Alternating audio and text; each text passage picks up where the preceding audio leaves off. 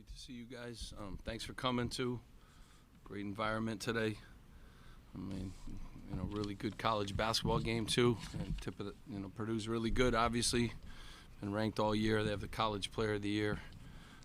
But first I want to thank Eddie Jordan and Mike Dabney, Hollis Copeland, James Bailey, all for coming back, and to see their numbers up there is really impressive. And I'm really appreciative that we were able to honor them the right way. Great guys. I'm thankful, too, that we honored our football team for the Pinstripe Bowl. That was great. But, our team, our cheerleaders, band, we played hard. The fans were awesome. Again, I thought we had our chances in the game. It's a tough team to prepare for. It's a tough team to play. Not many people have a 7'5" guy that catches everything and makes free throws and does what he does. But, I was pleased with our effort, and we got to just continue to get better. It was a tough stretch, these first, games of the season, probably the toughest stretch of anybody in the league, playing the teams that we had to play. And now we just got to continue to get better and hoping to add a few more pieces soon, too. Jerry? Steve, what was the difference in the first half when you fell into the 13-point hole? Yeah, I really talked a lot to our guy, our turnovers. We had some careless turnovers, which gave them easy points. I liked some of the looks we got, but we turned the ball over. I think it was 7 times in the first half, and I think we limited it in the second half. What did we end the game with, 10? So 2 or 3 in the second half. Huge difference, in the game. And when you're turning the ball over, you can't change up defenses. You can't do any of the things that you really want to do on the other end of the floor, too, because you're just retreating. But I really felt that, our turnovers in the first half, and I didn't feel like it was them. I thought it was us. Thought there was a huge difference, and we settled down the second half, didn't have many, and, that was a big key for us. Chris? Coach, felt like the shot making was much improved from the start of the second half. What do you attribute the offensive improvement in terms of making shots and getting those looks in the second half? Yeah, I mean, again, you got to give them credit. They're a really good team, and they have an elite rim protector.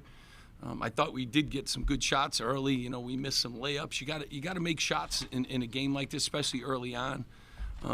Second half, I just think, A, we didn't turn the ball over as much, had more opportunities. B, guys started settling in, and making some plays. But I just thought we kind of relaxed a little bit in the second half, and we let the offense come to us, and we rebounded. We out-rebounded one of the best rebound teams in the country. That helps you, too, getting second opportunities. Brian?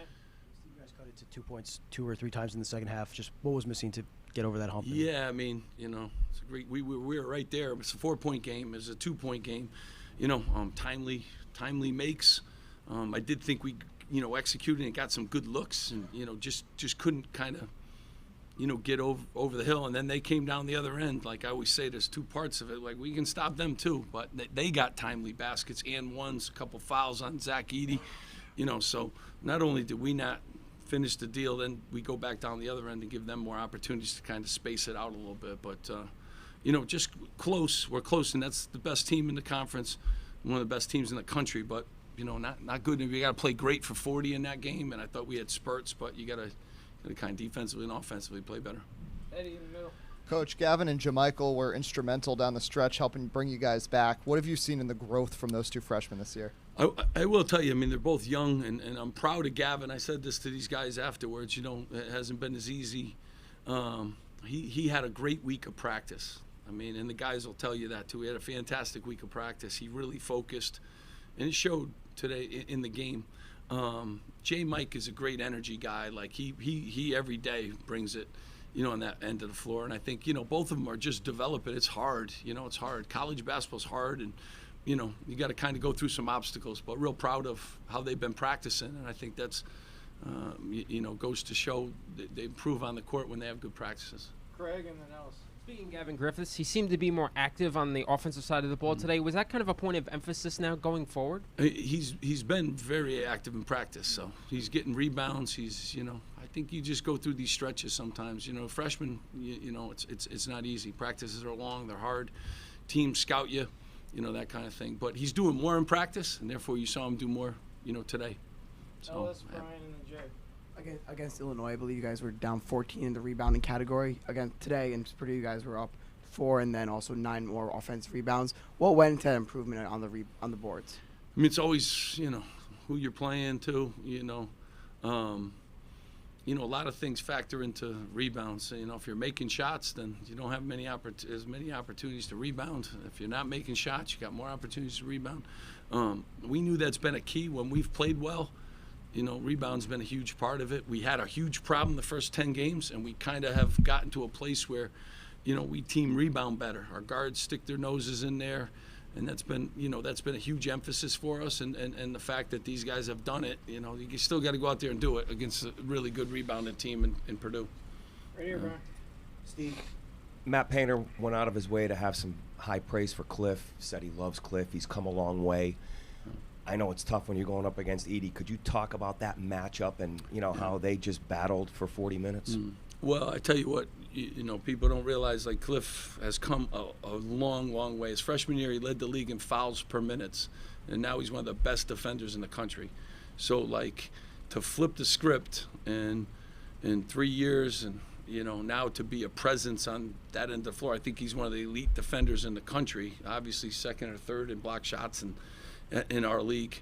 But, Cliff works at it, and I'm proud of him, but it's a tough matchup today. I mean, and you're always playing against the whistle too, because we need him in the game, and then sometimes you gotta foul, to stop a player like that who gets such low post position, and he catches everything, and so these are tough games because you're playing against the whistle and you're playing against the best player in the country. Deere, and then Jerry will wrap it up. Coach, the three-point shooting tonight struggled a bit. Therefore, it forced you guys to be crafty. Some tough middies, some tough interior points. What can you speak to just the overall resilience of the offense, and just how proud are you of them tonight making it happen? Yeah, I mean, I was, we got 40 points in the second half. Sometimes you just have to figure out a way, but they give you, when you have a 7'5" guy, protecting the paint, you're probably not getting to the paint a lot. And we got in there a few times, and we finished sometimes, which hurt us. You got to almost finish. Whenever you get there and he's not at the rim protecting it, you got to make those. But you also got to make some mid-range stuff too, and you need some threes too, because that's kind of what they allow you, to do. But, I thought we played with a better rhythm in the second half, with or off. And a lot of guys got touches, and, obviously it helps when you got some points coming off the bench too. It really helps you. Last one, Jerry. Just to follow up about your freshman, Steve, what do you hope that J. Mike and Gavin can gain going forward from playing 42 minutes and more or less holding their own against a team like this, an environment like this? Well, I mean, hopefully, gives us all confidence. Like, that's a really good basketball team that obviously is going to play, for a long time, I think, in the tournament and everywhere else. And you're playing against the best player in the league. They got very experienced players, too, around them. I think the guy they got in the portal, Jones, is really, really good, and he's a very experienced basketball player to go around, those other players. And I hope our guys, I mean, when you play a game like that, we played Nebraska, they're the one team that beat them, and then we played them, here, our guys stay the course, just keep getting better.